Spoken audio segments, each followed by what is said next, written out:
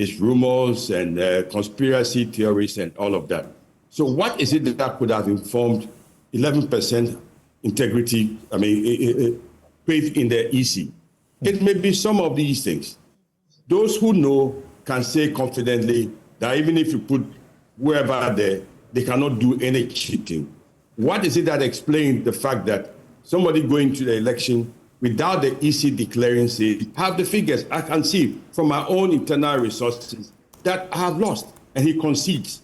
Now, this shows you that there is an objective part of all of these things that's clear to everybody. But then the followers, the uninitiated, or those, as I said the last time, those who are pretending, like they said, you cannot wake somebody up who is pretending to be asleep. So if they've been told, go there and make sure that nobody cheats you, that is what they are trying to do, party loyalists. And again, remember, so when that call was made, CDD, Kodo were not the only ones. Others also heard it and protested.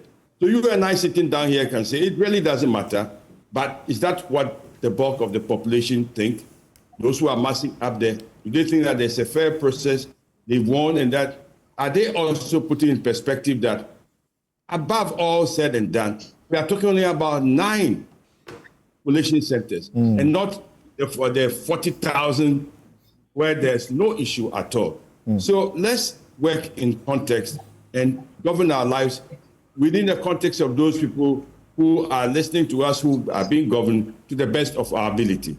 And let's listen when the protests are there to see what we can do about it. Otherwise, you come to the end of the road and they will not let you go further. So Rev, in a minute, yes, you will advise that regardless of what, say, Afrobarometer talks about, the trust deficit in important institutions like the EC, which has gone very low, dipped, the judiciary took a nosedive and so on, it is wrong for people to be attacking the judges when they make their decisions. Because this judge, for example, Reverend Ajman, who has done this decision, I'm sure many are shocked. When we advertised that Oliver was coming on this show, they were just hoping and looking forward that Oliver will come and rubber stamp all of these claims. But here is Oliver saying the judge's decision was spot on. It's in accordance with law.